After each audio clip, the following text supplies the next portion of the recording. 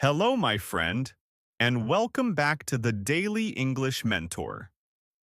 My name is Daniel, and today I'll guide you through one of the most important topics in beginner English: how to introduce yourself in a simple and natural way.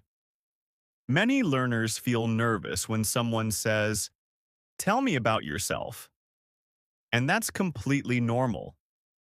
Even if you know your name, your job, your hobbies, when the moment comes, your mind might freeze. So in this episode, I will help you understand exactly what to say, how to say it, and why it works. Everything will be clear, slow, and beginner-friendly. So let's begin together. First, let's talk about your name. This is the easiest part of any introduction, and it's the foundation of your personal story. There are several ways to say your name in simple English. For example, you can say, "My name is Daniel." This is clear, polite, and easy to understand. You can also say, "I'm Daniel." This is more casual and very common in everyday life. Another friendly version is, "Hi, I'm Daniel. Nice to meet you." When you add "nice to meet you," you sound warm and polite, and it helps create a friendly connection. You can even say, "You can call me Daniel," if you have a nickname or if you want to be extra friendly. Introducing your name slowly and confidently is important because it sets the tone for the rest of your introduction. Next, let's talk about where you're from. This part tells people a little about your background. And don't worry, we'll keep it simple.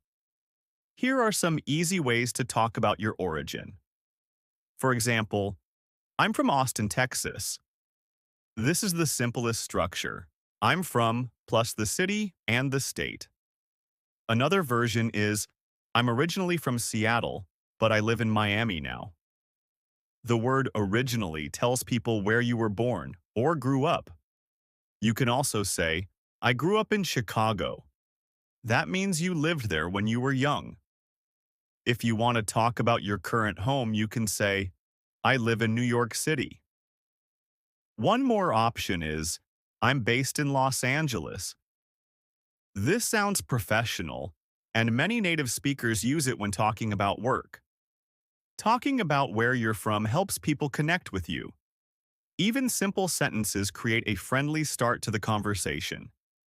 Now let's move on to age. Talking about age in English is very easy. Just use "I'm" plus the number plus years old. For example, "I'm 28 years old." This is clear and standard. You can also say, "I'm 28, which is shorter, but just as natural. If you don't want to say your exact age, you can say, "I'm in my early 30s, or "I'm in my mid-20s, or "I'm in my late 40s. Early usually means the first few years, mid means the middle years, and late means the last years of the decade. If you prefer privacy, you can simply say, "I prefer not to say my exact age." That's completely acceptable and polite. Next, let's talk about your job or your studies. This is a very important part of "Tell me about yourself" because it gives people a picture of your everyday life. If you have a job, you can say, "I work as a teacher." Use "work as" when you talk about your job title. You can also say, "I'm a mechanic," or "I'm a nurse," or "I'm a designer." The structure "I'm a" plus the job title is very common. If you want to talk about your professional field, you can say, "I work in marketing," or "I work in healthcare," or "I work in finance." When you want to talk about a company, you can say, "I work for a tech company," or "I work for a small business." If you are self-employed, you can say, "I'm a freelancer," or "I'm self-employed." Both sound natural.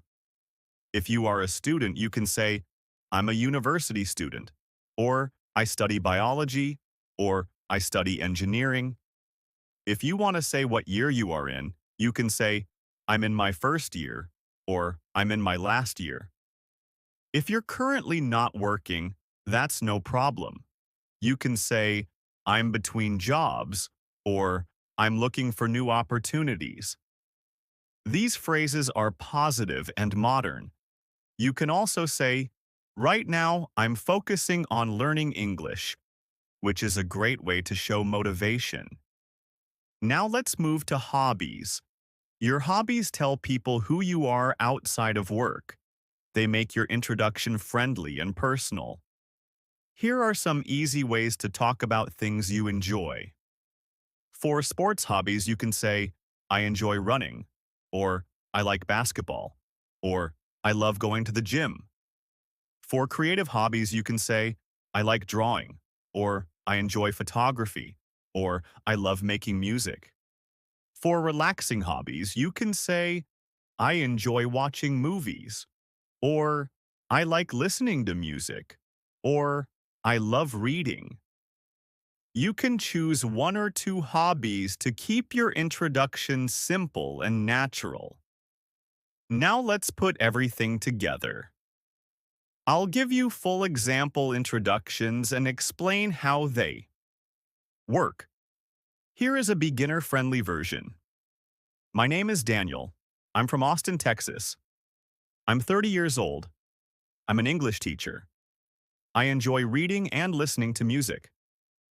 These sentences are short and simple, perfect for beginners. Here is a more friendly version. Hi, I'm Daniel. Nice to meet you.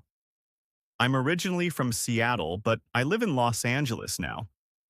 I'm in my early 30s and I work as an English teacher. In my free time, I enjoy photography and spending time outdoors. This version is a bit longer, but still very natural and easy. And here is a student version. I'm Daniel. I'm from Chicago, and I'm 20 years old. I'm a university student, and I study computer science.